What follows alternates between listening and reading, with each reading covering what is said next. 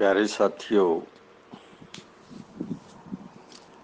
जय भीम, जय भारत, जय मूलवासी, नमो बुद्धा।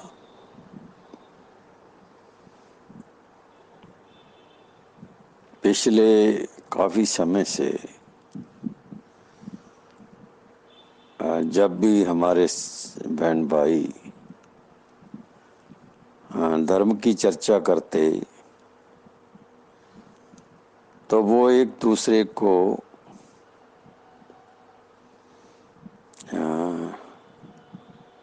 किसी अच्छे प्रसंग में नहीं लेते थे। जैसे कोई अपनी डफली को जोर जोर से बजाता है, ऐसे ही धर्म के मामले में जो भी बात करता वो अपने अपने धर्म की डफली बजाता और दूसरे को थोड़ा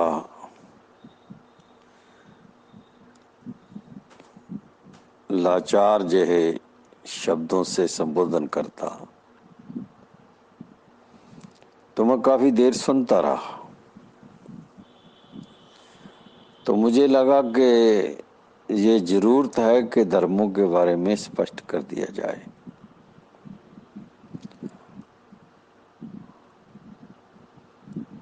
खास करके बुद्ध धर्म के बाद जो प्रसंग में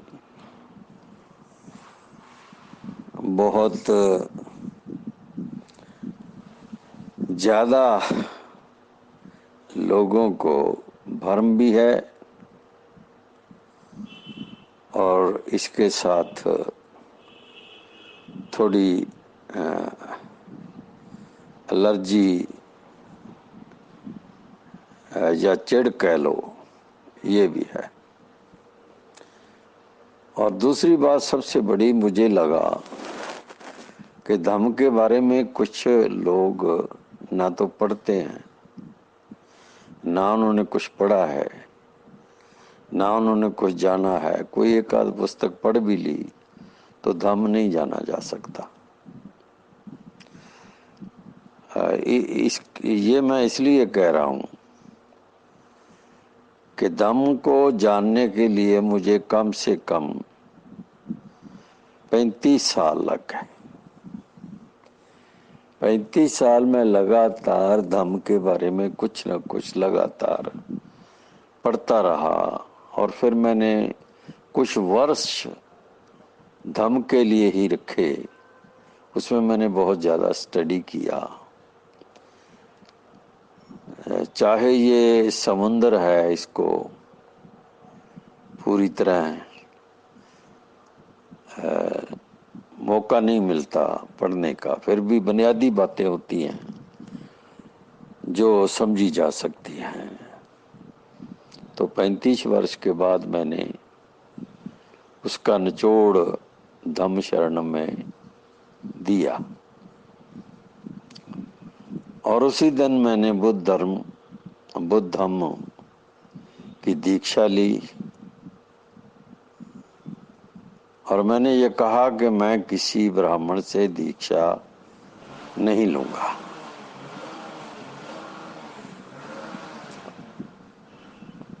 और इसी कारण जो त्रिशरण है वो किसी दूसरे बनते ने पढ़े और प्रतिज्ञाएं मैंने पढ़ी। मेरे साथी जितने भी सैकड़े वहां खड़े थे उनको प्रतिज्ञाओं का पाठ मैंने पढ़कर सुनाया। वो मेरे पीछे पीछे बोलते रहे। बहुत सारे लोग ये नहीं जानते कि ये प्रतिज्ञाएं सारी गुरु ग्रंथ साहब में भी लिखी गई हैं। सदगुरु नामदेव, कबीर, रविदास और गुरु नानक की वाणी में बहुत स्पष्ट रूप में ये प्रतिज्ञाएं लिखी हुई हैं। गुरु गोविंद सिंह ने स्पष्ट रूप में ये शब्द लिखा, जो इन प्रतिज्ञाओं का उस समय का पहला रूप है। उसके बाद जो दादा साहब ज्योतिराव फूले ने लिखा प्रतिज्ञाओं के बारे में, फिर जो हमारे शाहू महाराज थे उनकी लिखत में भी प्रतिज्ञाओं का काफी हवाला मिलता है। और फिर बाबा साहब डॉक्टर अम्बेडकर ने उनको स्पष्ट कर दिया, यानी जो प्रतिज्ञाएं बुद्धा से चली वो धीरे धीरे हमारे महापुरुषों के संघर्ष में मिलती रही और उसमें स्पष्ट होती रही, उनमें लिखा गया, बोला गया, लोगों को समझाया गया। तो बाबा साहब ने इसको 22 प्रतिज्ञाओं को एक जगह इकट्ठा कर दिया, बस इतना ही अंतर है। और इसके अलावा मैंने ये सभी को कोशिश की समझाने की कि धम्म में परमात्मा, आत्मा, नरक, स्वर्ग और ये जूनी चक्कर ये नहीं है।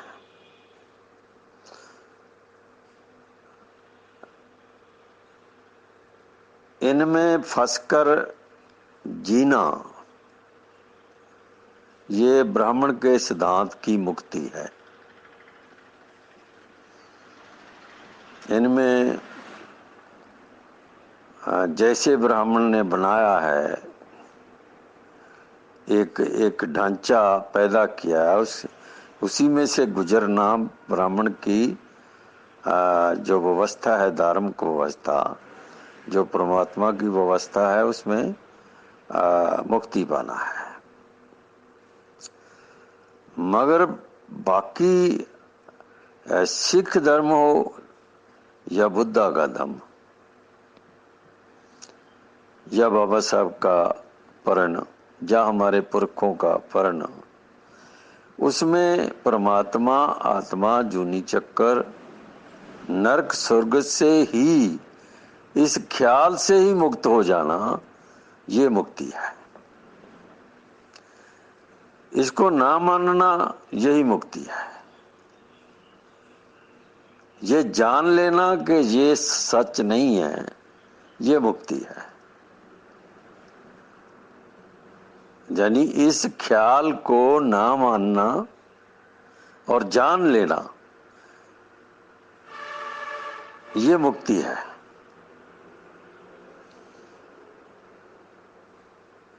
तो पहली बात तो मैंने ये समझाने की कोशिश की।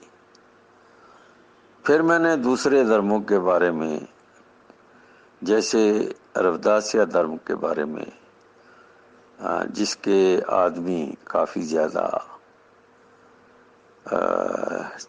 चिढ़ करते हैं,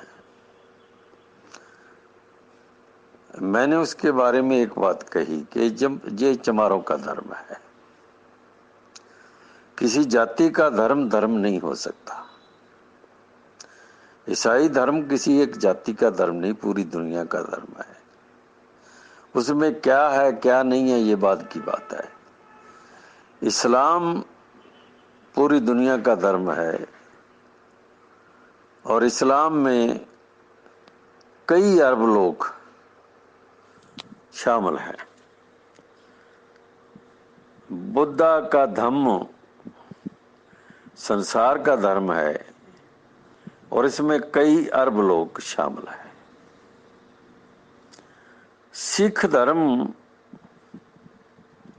संसार का धर्म कहा जा सकता है, माना जा सकता है, साबित किया जा सकता है, मगर सिख लोग जिन लोगों ने इसको जाति का धर्म बना लिया, ये बात बहुत गंभीर है कि जिन लोगों ने इसको कब्जे में ले लिया और एक जाति का, दो जाति का धर्म बना लिया और बाकी लोगों को अपने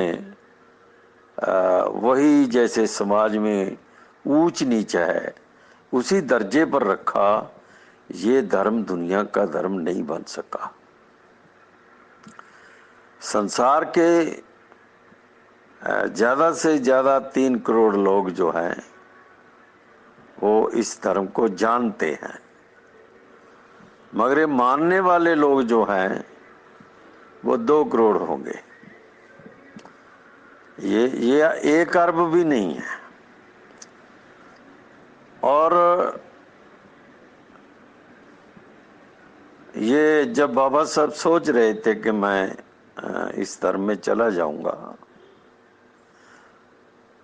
तो उन्होंने कोशिश भी की, अगर ये जाति का धर्म ना होता, यानी मैं जाति का धर्म को नहीं कह रहा कि एक जाति के कब्जे में या 2 जातियों के कब्जे में ये धर्म ना होता, तो मेरे ख्याल में आज कम से कम, ज्यादा नहीं तो 1 अरब लोग सिख धर्म में होते।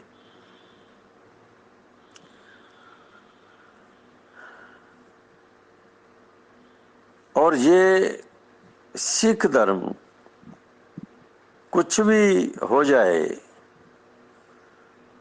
इससे ज्यादा फैलने वाला नहीं है, इससे ज्यादा फैलने वाला नहीं है। 3 करोड़ से 4 करोड़ हो सकता है, मगर जैसे जैसे दलित पिछड़े लोग इसको छोड़ते जाएंगे तो इनकी गिनती कुछ जातियों की गिनती रह जाएगी। कुछ लाख लोग जो गोरे लोग हैं वो आ सकते हैं इधर इस धर्म में, ज्यादा नहीं, कोई 2-4 लाख या 1 लाख लोग आ सकते हैं। तो जो धम्मा के देश हैं, जैसे जापान है, कोरिया है, चाइना है, बर्मा है, मलेशिया है, ये सारे जो लंका है, इनमें से कोई नहीं आएगा, इस्लाम से कोई नहीं आएगा। गोरे लोग कुछ आ सकते हैं, उसका कारण कोई भी हो सकता है, क्योंकि जहां तुम लगातार हजारों लोग प्रचार करते रहोगे तो कोई ना कोई आदमी तो आपकी बात मान लेगा। ऐसे हिंदू धर्म है जो दुनिया का सबसे मैं घटिया धर्म कहूंगा, मानुष का सबसे विरोधी दुश्मन धर्म है, जो वो भी फैल रहा है, मगर वो भी सिख धर्म के बराबर या रविदासिया धर्म के बराबर एक जाति का धर्म होने के कारण वो भी 1-2 करोड़ 2-4 करोड़ रहेगा, ज्यादा नहीं फैलेगा। तो मेरा कहने का मतलब सिर्फ इतना था कि दलित पिछड़े लोग एक धर्म में जाते हैं, जैसे ये वाल्मीकि और मजहबी लोग बड़ी गिनती में ईसाई धर्म में गए। तो यहाँ ईसाई धर्म जो पंजाब में मैंने देखा, इसमें आदमी को इतना बड़ा मूर्ख बनाया जाता है कि उसकी हद नहीं होती मूर्खता की, औरतों की, बच्चियों की, आदमियों की कोई हद नहीं होती मूर्खता की। तो ऐसे जो इस्लाम है, जो 20 करोड़ लोगों का धर्म है यहाँ इंडिया में, भारत में, वो लोग धर्म को ये तो मानते हैं कि सभी कुछ अल्लाह करता है। यही कारण है कि उनमें अपनी शक्ति जो थी वो खत्म हो गई। वो अल्लाह अल्लाह करते रहे और मुट्ठी भर हिंदू उनको मारते पीटते रहे, जलाते रहे, घर में घुसकर मारते रहे। ऐसे ही बुद्धिस्ट लोग हैं, जो अम्बेडकरी बने लोग हैं, वे तो मुकाबला करते हैं, उनकी पेश नहीं जाती, वे मुकाबला करते हैं। वो बैठे बिठाए किसी ना तो बुद्धा से कुछ उम्मीद करते हैं कि बुद्धा उनका बचाव करेंगे, ना वो बाबा साहब को कहते हैं वो बचाव करेंगे। वो मानते हैं कि हमको खुद ही खड़े होना पड़ेगा और लड़ना पड़ेगा, और लड़कर अपनी जो आज़ादी है उसको बहाल करना पड़ेगा। इसके बावजूद भी वो प्रचार में बहुत पीछे रह गए। प्रचार में इतने पीछे रह गए कि अभी मैं एक उदाहरण देता हूं कि 22 मई को हमने दीक्षा ली, तब तक ये मीडिया पर, सोशल मीडिया पर नमो बुद्धा शब्द कभी नहीं आता था। सोशल मीडिया पर कोई नमो बुद्धा नहीं कहता था। मगर हमने जैसे ही दीक्षा ली, जैसे ही हमने बुद्धा के धम्म को थोड़ा समझाया, लोगों को बुनियादी नुक्ते समझाए, जो उनके भ्रम थे वो दूर किए, तो वो आज लाखों लोग पंजाब के, चाहे वो किसी भी जाति के हैं, चाहे वो जट हैं, चाहे वो तखान हैं, चीपे हैं, जिनको अपने समाज से कोई लेना देना है, चमार है, मजबी है, कोई भी है, वो नमो बुद्धा बोलते हैं।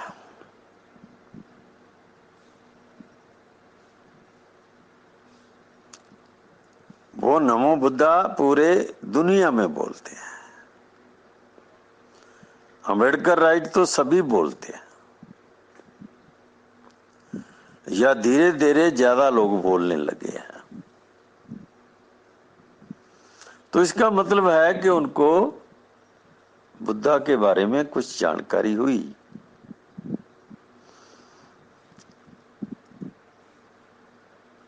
और सिख धर्म के बारे में मैंने बोला है कि ये बहुत शक्तिशाली धर्म है, और मैं यहां ये भी कह दूं कि जब तक ये दलित पिछड़ों की सरदारी में रहा तो वो ही राज करते रहे।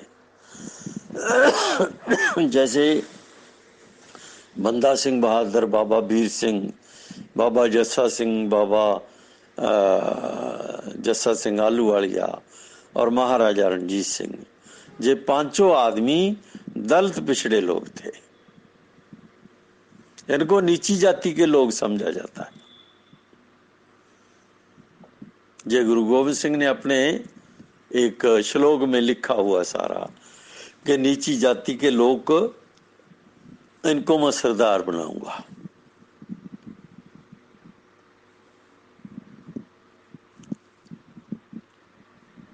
तो ये 5 आदमी जो बादशाह बने सिख धर्म के, ये पांचों के पांचों दलित पिछड़े लोग हैं। जब तक ताकत इनके हाथ में रही, इन लोगों ने जब तक ब्राह्मण को अंदर नहीं घुसने दिया, तब तक इनकी ताकत जो सिख धर्म की बहुत बढ़ती रही, आगे आगे बढ़ती रही, शक्तिशाली होती गई। जैसे ही महाराजा रणजीत सिंह ने ब्राह्मणों को, डोगरों को अपने अंदर दरबार में आने दिया, तो उन लोगों ने सिख धर्म को भी तबाह किया और सिख राज को भी तबाह किया।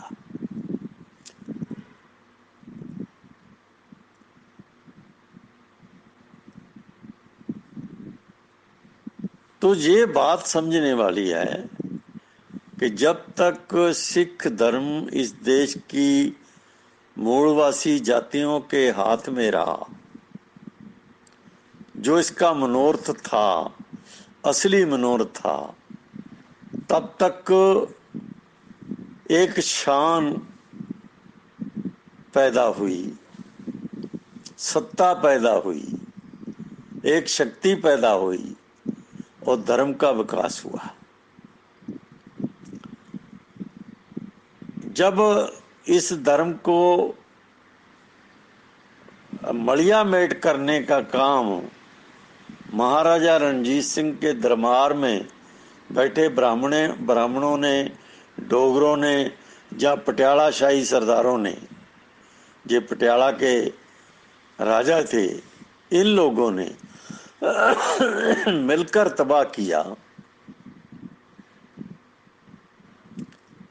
और 20 लाख, केवल 20 लाख सिख रह गए। तो उस समय सिख धर्म को और सिख विचारधारा को और सिख शक्ति को बचाने वाला एक दलित था। वो दो दलित, जिनका नाम था प्रोफेसर गुरमुख सिंह और प्रोफेसर ज्ञानी दित्य सिंह, जो भारत के पहले प्रोफेसर हैं अंग्रेजी कॉलेज के दलितों में, और उसके पहले कोई ब्राह्मण भी प्रोफेसर नहीं लगा था।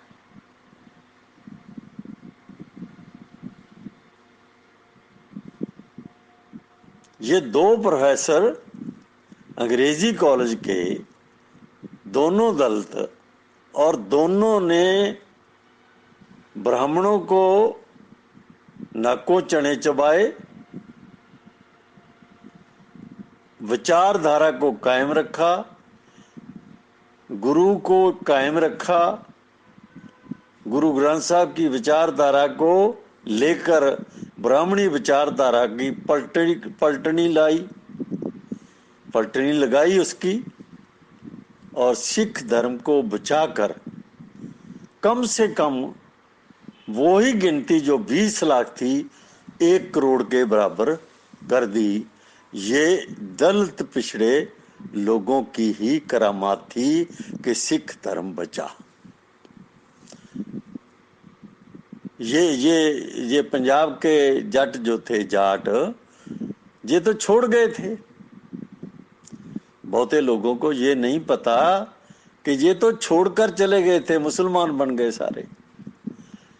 आज भी पंजाब में जितनी गिनती पीछे मुसलमानों की है, आप उनके नाम सुनो, उनकी जाति का नाम सुनो, तो आपको पता चलेगा कि ये पंजाब के जट, और उसमें जाट भी हैं, ये सारे एकदम वो उधर गए, पाकिस्तान में चले गए और मुसलमान बने ये।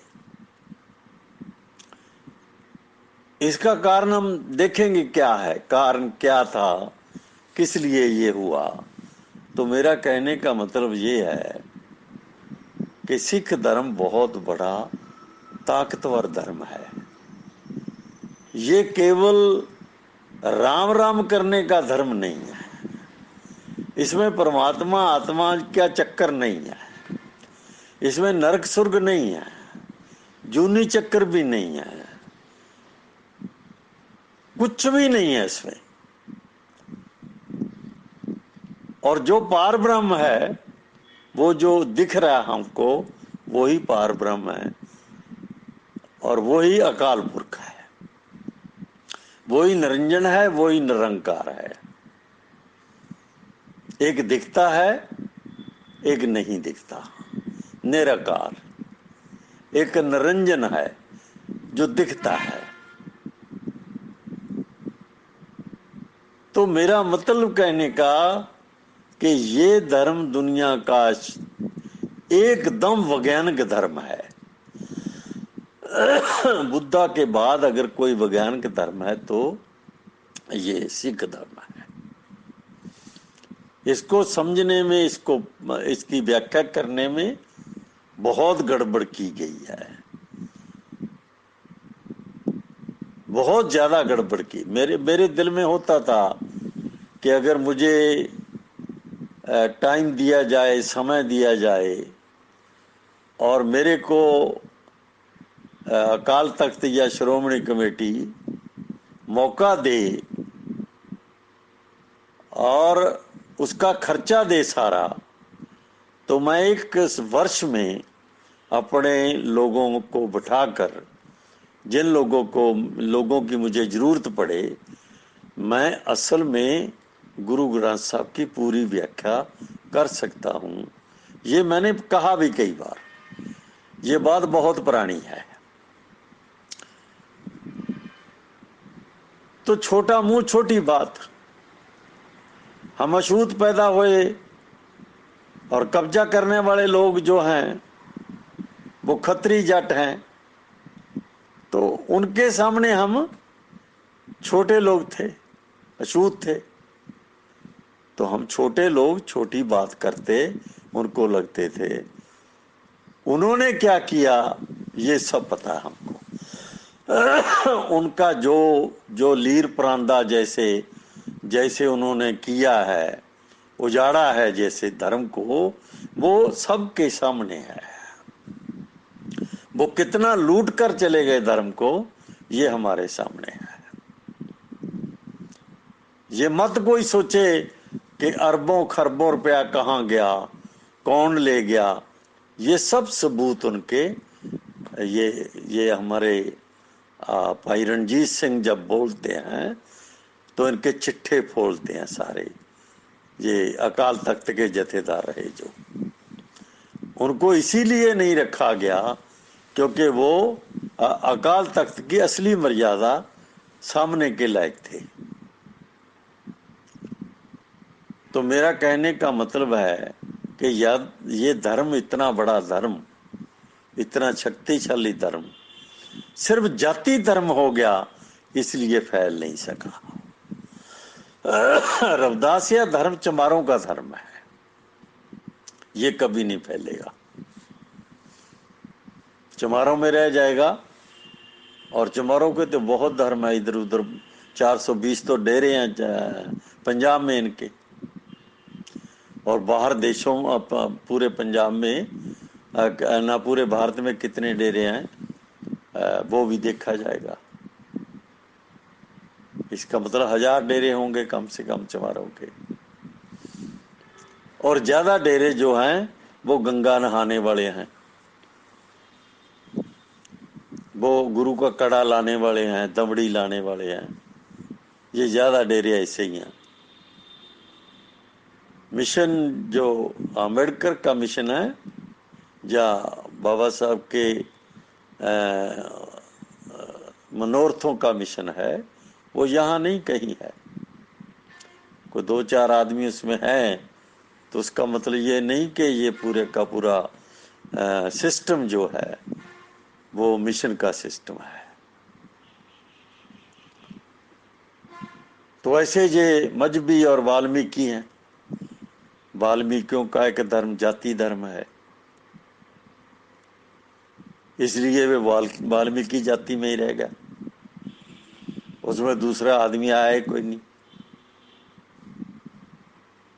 और ऐसे मजहबी हैं, ये रंगरेटियों का धर्म है, इसमें कोई दूसरी जाति नहीं आती। इसका मतलब ये नहीं कि दूसरी जाति आती नहीं, इसका मतलब ये है कि दूसरी जाति के आने के सारे रास्ते बंद कर दिए जाते हैं। दूसरी जातियों के सारे रास्ते बंद करके फिर धर्म बनाया जाता है। रविदासिया धर्म में भी ऐसा हुआ कि बाकी जातियों के रास्ते बंद किए गए, और इसकी सबसे बड़ा सबूत मैं खुद हूं। मैंने बहुत बार इस जाति को तोड़ने की कोशिश की। मैंने 15 वर्ष डेरा के साथ रहकर इसको मिशन देने की कोशिश की, इसके लोगों को मिशन समझाने की कोशिश की, गुरु की बात समझाने की कोशिश की, और जाति को तोड़ने की कोशिश की। मगर मैं 1% भी कामयाब नहीं हुआ। मुट्ठी भर लोग, कोई 10-20 लोग मेरी बात को फॉलो कर सके, बाकी नहीं कर सके। ऐसे ही तरखानों ने अपना धर्म बना लिया, वो दूसरों को नहीं आने देते। शिंपो ने अपना धर्म बना लिया, टांग क्षत्रिय धर्म, वो दूसरों को आने नहीं देते।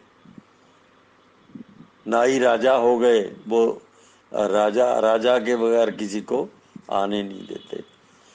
तो सिखों में क्या है, सिखों में अभी थोड़ा स्थापति जो उनकी है वो इसलिए है कि बाकी जातियों को रोकते नहीं, वो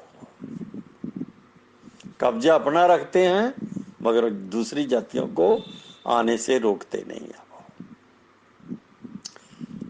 कब्जा जाट का है कि क्षत्रिय का है,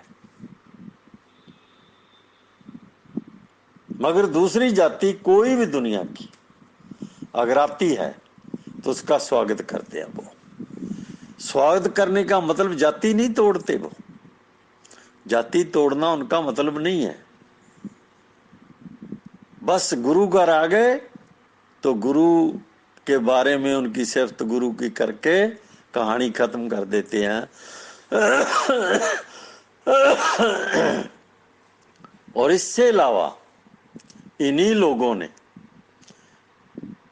क्योंकि इनको पता था कि दलित पिछड़े बड़ी पंजाब में 60% के करीब है, तो 60% लोगों को बाहर निकालने का काम इन लोगों ने मिलकर किया। एक जाट बैठा दिया वो राधा स्वामी बनाकर, और दूसरे खत्री बैठा दिए वो निरंकारी बनाकर, और तीसरी तरफ एक जाट और बैठा दिया सच्चा सौदा बना के। इधर से डंडे मारे और वो उधर चले गए, जानी इधर भी इनके नीचे उधर भी उनके नीचे। वोट इनकी है, वोट जो राज करते हैं उनकी है, मगर धर्म से उनको डंडे मार के उनका अपमान करके जानबूझकर सोच समझकर ये किया गया। और वो सारे लोग डंडे खाकर वहां चले गए, वहां भी डंडे हैं इधर भी डंडे हैं। ये धर्म फैलेगा नहीं। सिख धर्म बस इतना ही रहेगा, थोड़ा आगे पीछे होता रहेगा, यहां से फैलेगा नहीं, क्योंकि ये जाति धर्म बन गया है। डेरे फैल जाएंगे, क्यों? क्योंकि डेरे में कभी किसी को जाति के आधार पर अलग नहीं किया जाता। जातियां सभी नाम लेते हैं, कोई राधा स्वामी कहता है, कोई अपना सच्चा सौदा बोलता है, पिताजी का बात बोलता है, कोई तांद्रंकर बोलता है, और उसके पीछे जो लोग बैठे हैं वो सभी जातियों के लोग हैं। उसमें ब्राह्मण भी है, ठाकर भी है, क्षत्रिय भी है, जाट भी है, जट भी है, तखान भी है, सभी जातियों के लोग पीछे बैठे हैं, सभी राधा स्वामी कर रहे हैं। वो फैल जाएंगे, वो फैल भी चुके हैं। मगर ये अलग बात है कि कोई भी अपनी करतूतों से इस देश के संविधान के होते हुए ज्यादा देर तक नहीं चल सकता, उसी आदमी बन के ही चलना पड़ेगा। जैसे जैसे उनकी करतूतें सामने आती जाएंगी उनको शिकंजा मिलता रहेगा। तो सिख धर्म में भी मिलता है, ठीक है, राशि ताकत इनको पकड़ने नहीं देती, मगर ये तो सबसे ज्यादा खतरनाक लोग हैं, धर्म के लिए भी और समाज के लिए भी। जिस कैप्टन को, जो कैप्टन गुटके की कसम खाता था, यही कैप्टन है जिसको मैंने देखा कि इसने एक एक बूबने साध के कहे पर गुरु ग्रंथ साहब को टीका लगाया। जैसे मत्थे पर टीका लगाते हैं ऐसे ही टीका गुरु ग्रंथ साहब को लगाया इसने अंगूठे से। ये कौन से सिख है ये? और ये बादल है, ये तो रामायण भी पढ़ता है, रामायण का पाठ करवाता है, राम वो हवन करवाता है घर में। इसके सारा परिवार जो है वो हिंदू परिवार है, खाकी कच्छे वाला परिवार है ये सारा। ये कौन से सिख है? ये खाकी कच्छे वाले परिवार हैं सारे। ये कौन से सिख है? मगर ताकत इनके हाथों में दे रखी है लोगों ने। क्यों? क्योंकि लोग जो हैं वो तो लालची हैं। उनको बुरकी डल गई तो वह पीछे लग जाएंगे वो। दलितों पिछड़ों का तो नाम बदनाम है। जितने ये उतली जाति के लोग लालची हैं और जितनी बुरकी ये खाते हैं उतनी तो दलितों को मिलती नहीं है। इनको तो घर बैठे बादल जो है वो 2 करोड़ रुपया देकर आता है। मगर बादल कभी दलितों के घरों में संगत नहीं करने गया। उनको तो इन्होंने कभी 10 लाख 10,000 भी नहीं दिया होगा। तो मेरा कहने का मतलब है जिस धर्म को चलाने वाले लोगों की जो चरित्र है जो वो ये ऐसा है, जातिवादी चरित्र है, उनके होते हुए धर्म कभी फैल नहीं सकता। तो ये समझाने की कोशिश की मैंने, सिर्फ इसलिए कि धर्म का छोर मत पाओ, असल बात समझने की कोशिश करो। मगर हुआ क्या कि कुछ दिन बाद हमारे जो बड़े बड़े आलमबरदार हैं उन लोगों ने धर्म की चर्चा शुरू कर दी। मैंने तो कभी नहीं कहा कि तुम यहां धर्म की चर्चा कर सकते हो। तो मैंने इनको इसलिए बंद कर दिया कि तुम कभी इस धर्म की चर्चा नहीं करोगे, क्योंकि मुझे पता है कि जो भी अच्छे रास्ते पर लोग चलते हैं उनको रोकने के लिए, उनका जो सही रास्ता है उसको खदेड़ने के लिए ये चर्चाएं चलती हैं। हमने धर्म से क्या लेना है? धर्म नहीं है।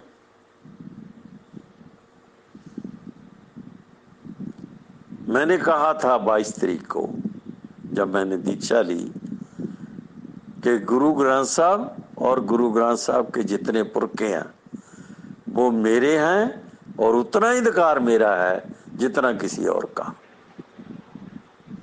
इसका मतलब ये नहीं था कि मैं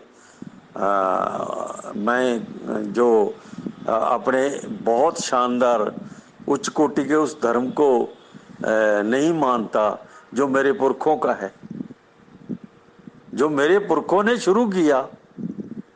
सतगुरु नामदेव, कबीर, रविदास, सैन, उन्होंने शुरू किया ये।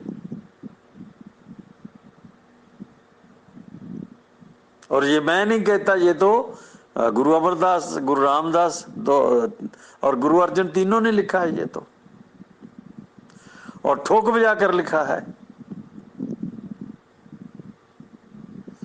कोई नहीं मानता, उनके मानने से गुरु ग्रंथ साहब तो गलत नहीं हो जाता ना। कोई नहीं मानता ना माने। तो मेरा कहने का मतलब है कि यहां मैं धर्म की चर्चा पसंद नहीं करता। इसने हमारी तबाही की है और हम इसको सहन नहीं करते कि ये हमारे रास्ते में आए। हाँ, किसी ने चर्चा करनी है कहीं और जाकर करे, अपना ग्रुप बनाए उसमें करे, यहां नहीं। आज मैंने ये दोबारा चर्चा क्यों की इस बात की, इसलिए कि हमारे छोटे भाई सुखदेव बद्दन, वो न्यूजीलैंड वाले, उन्होंने एक फिर से धर्म की बात किया है, मगर उसमें एक बहुत कमाल की जो बात मुझे लगी वो ये थी कि कोई भी धर्म अदर खाने में आता है, कोई और, इसका मतलब है कोई और जो उस खाने में लिखा जाएगा वो हिंदू धर्म होगा। सिख अलग लिखा जाएगा, बुद्ध अलग लिखा जाएगा, ईसाई अलग लिखा जाएगा, हिंदू अलग लिखा जाएगा, ये सभी अलग लिखे जाएंगे, मगर कोई और खाने में लिखा जाएगा तो वो हिंदू हो जाएगा। रविदासिया धर्म को अगर मान्यता मिल जाए कि ये रविदासिया धर्म है, तो उसका कहना था कि हम रविदासिया लिखा लेंगे, मगर ये नहीं मिलेगा, इसलिए हम बुद्धिस्ट हैं।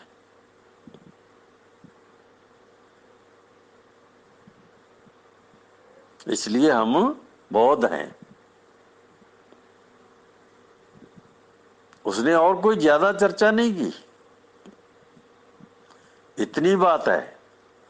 मगर एक बात यहां मैं बता दूं आपको, मैंने पहले भी कही, आज भी कह रहा हूं कि एक जाति का धर्म कोई धर्म नहीं होता। धर्म मतलब ही नहीं कि वो धर्म है। एक जाति का कहीं भी, जैसे मैंने सिखों के बारे में बताया कि ये जाट और खत्री के कब्जे में है, इसीलिए फैल नहीं रहा, यही कारण है इसका, ये फैल नहीं रहा।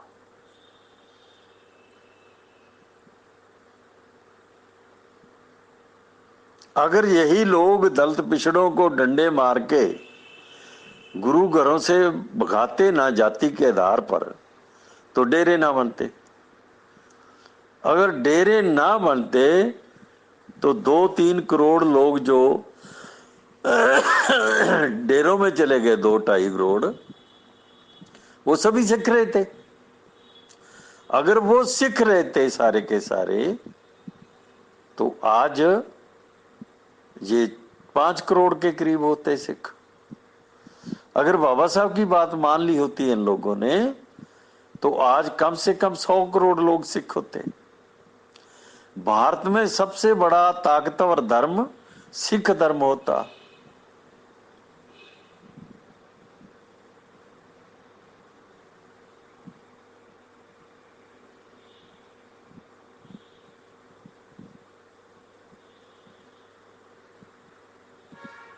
अब बाबा साहब का धर्म क्यों नहीं फैला, धम्म क्यों रुका हुआ है?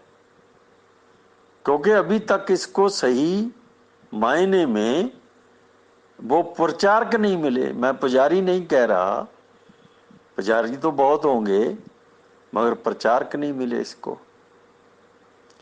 बुद्धिमान लोग नहीं मिले, विद्वान लोग नहीं मिले, स्कॉलर लोग नहीं मिले, सच्चे लोग नहीं मिले, ज्यादा नहीं मिले।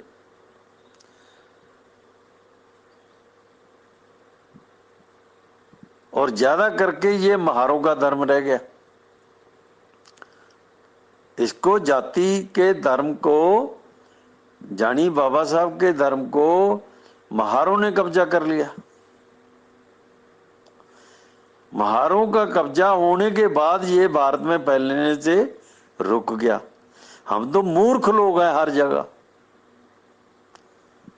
ब्राह्मण यही चाहता है कि ये जाति का धर्म बन जाए। उसने तो दुनिया के सबसे कमाल के धर्म को, सिख धर्म को भी जाति का धर्म बना दिया।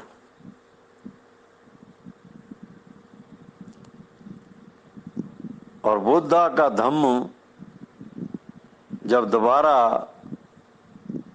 14 अक्टूबर 1956 को आया तो उसको जाति का धर्म बना दिया ब्राह्मण ने। हमारे लोग ज्यादा मूर्ख लोग हैं, हमारी सोच तो काम करती नहीं, हम पढ़ते कभी नहीं, हम ना पढ़ते हैं ना किसी की सुनते हैं और ना किसी की मानते हैं। कई बार मैं गुस्से में गधे कह जाता हूं तो गुस्से में कहा ये शब्द झूठ नहीं होता, झूठ नहीं है ये। हमने जाति इस तरह पकड़ रखी है कि बड़े से बड़ा धर्म भी हमने लताड़ दिया है।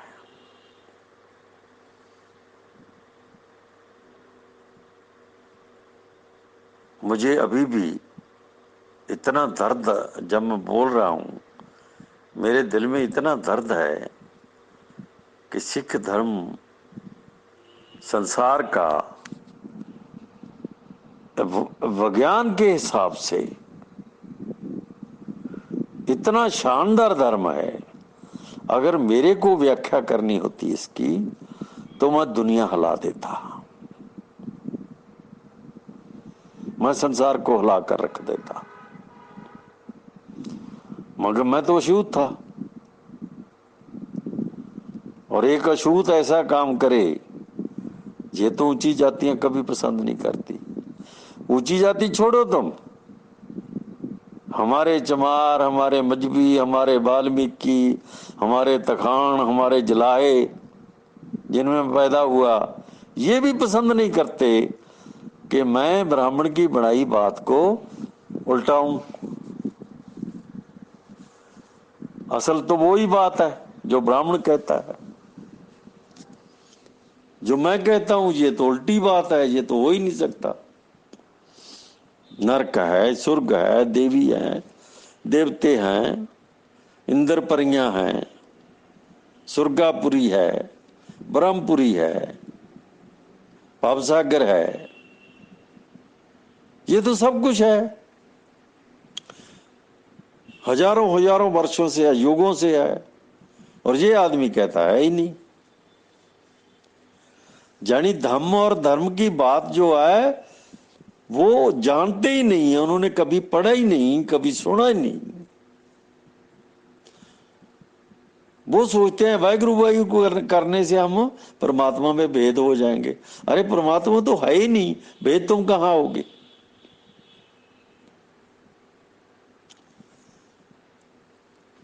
तुम तो अपने आप में परमात्मा हो। वाणी के हिसाब से अकाल पुरख तुम खुद हो। जो ब्रह्मंडे सोई पिंडे,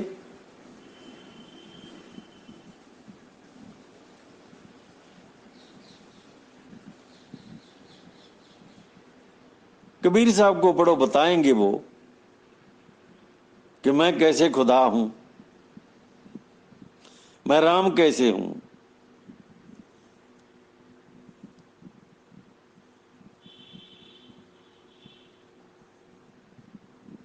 नामदेव साहब को पढ़ो तुम, गुरु नानक को पढ़ो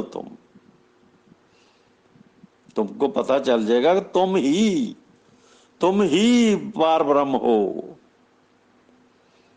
तुम ही निरंकार हो।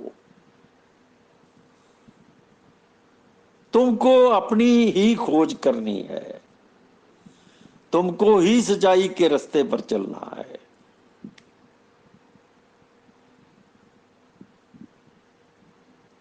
ये बात तो किसी के दिमाग में आई नहीं, मानी नहीं किसी ने। गुरु की बात भी नहीं मानी, बुद्धा की बात भी नहीं मानी।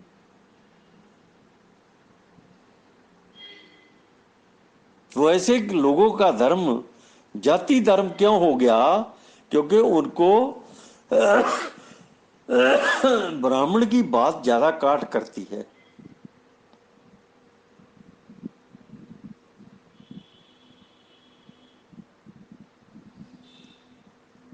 जो ब्राह्मण की बात ज्यादा काट करे, ज्यादा असरदार हो, और पढ़े लिखे सारे लोग अनपढ़ों के बराबर हों, डिग्रीधारी लोग भी अनपढ़ों के बराबर हों, जितने चमटे अनपढ़ बजा सकता है, ढोलकियां बजा सकता है अनपढ़ आदमी, उतनी ढोलकियां चमटे एक आईएएस आदमी बजाता है। मैंने देखा सभी को देखा मैंने। वही सोच, वही मानता, वही झूठ, वही ढोलकी, वही चमटे,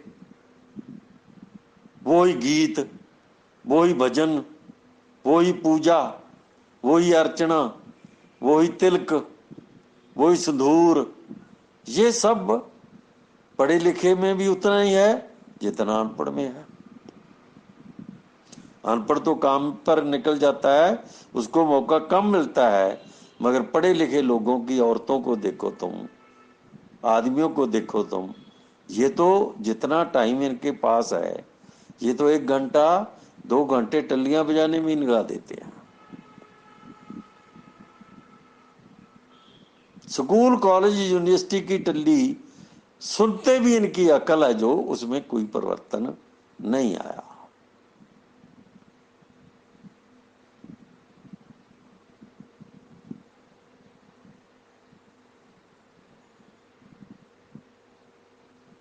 तो मैं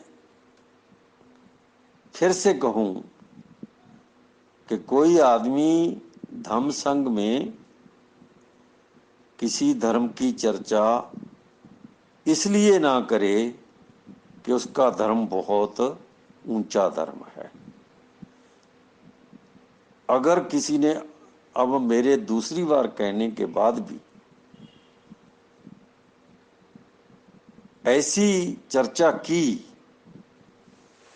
तो उसी समय मैं उसको डिलीट करूंगा,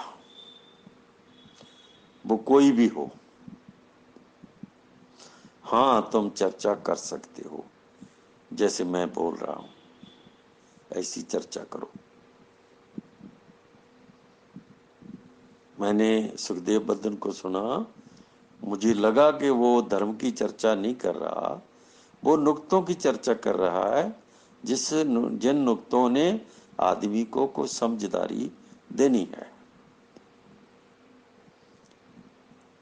अगर तुम कहोगे कि फलाने ने ऐसा कहा, तो इसलिए मैं ये कह रहा हूं, मैं ये धम्म संघ में बिल्कुल भी अच्छा नहीं लगेगा मुझे। तुम अपनी बात कहनी कहीं भी कहो, इधर नहीं चलेगा। तुम अपने चिट्ठे अपने पास रखो, 2-4 किताबें पुस्तकें पढ़ने के बाद दम समझने लग जाता। सिख धर्म को समझना है तो गुरु ग्रंथ साहब को कम से कम 4-5 बार पढ़ना पड़ेगा, सुनना पड़ेगा, किसी से समझना पड़ेगा, शब्द का अर्थ जानना पड़ेगा, और जो उसका मनोर्थ है वो जानना पड़ेगा। ज्यादा नहीं, तुम गुरु अर्जन तक पढ़ो,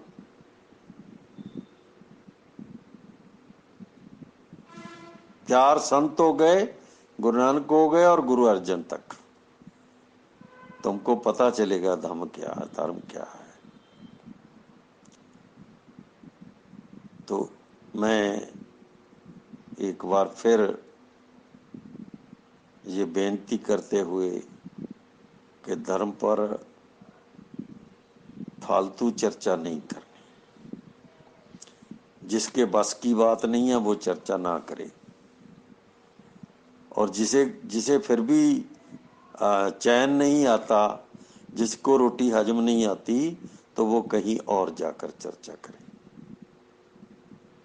अपना ग्रुप बना ले, उसमें चर्चा करे और सींग बसाए, जिससे के साथ उसको सींग बसाने हैं। हमको समाज को जगाना है। समाज को जगाने के लिए धर्म काफी नहीं है।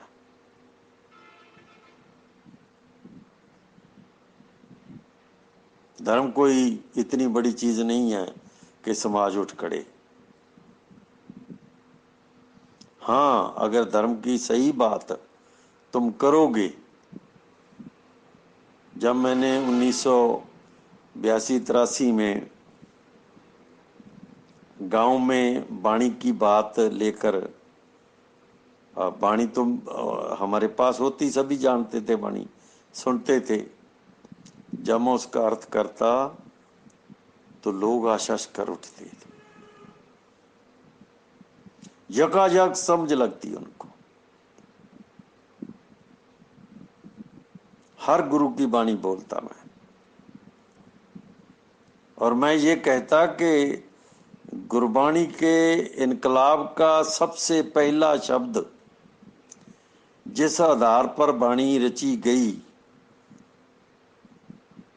वो था सदगुरु नामदेव का कि ये पंडिया मोह ढेड़ कहता है।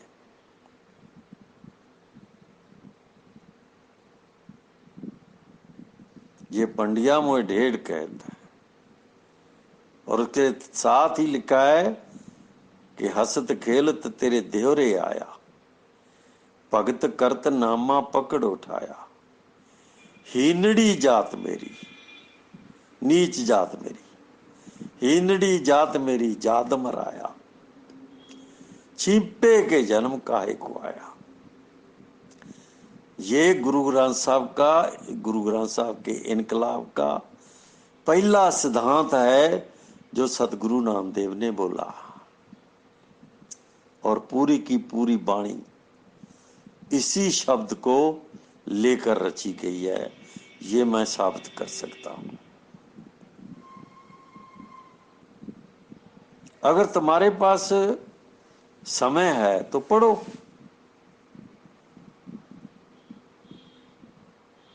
मेरी पुस्तक को तुम नफरत करते हो, जैसे मुझे नफरत करते हो ऐसे मेरी पुस्तक को भी नफरत करते हो। तो मुझे लगता है कि तुम मेरे को भी नफरत नहीं करते, पुस्तक को भी नफरत नहीं करते, तुम खुद को और अपने समाज को नफरत करते हो। तुम अपने आप को नफरत करते हो, तुम अपने समाज को नफरत करते हो।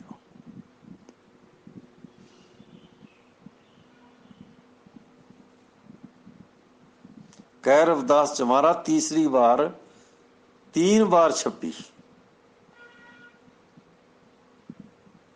कै रविदास चमारा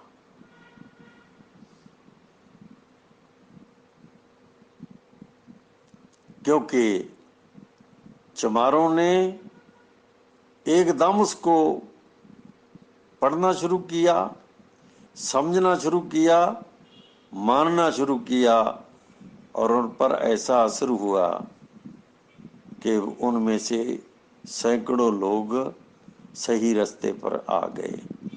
और उसके बाद शुरू होती है नफरत। नफरत करने वालों की इतनी बड़ी भीड़ हो गई कि जिसका हम मुकाबला नहीं कर सकते।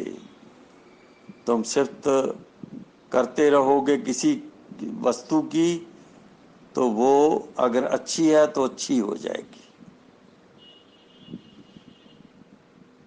तुम किसी अच्छी बात की को घृणा करने लगोगे और उसके खिलाफ घृणा फैलाने लगोगे, तो अच्छी से अच्छी बात भी मिट्टी हो जाएगी। तो मैं यहाँ, टाइम पूरा हो रहा है, आपके साथ इतनी बात की है, तो मैं उम्मीद करता हूँ कि तुम मेरी बात को समझोगे, जानने की कोशिश करोगे। जय भीम, जय भारत, नमो बुद्धा, जय मुंडवासी।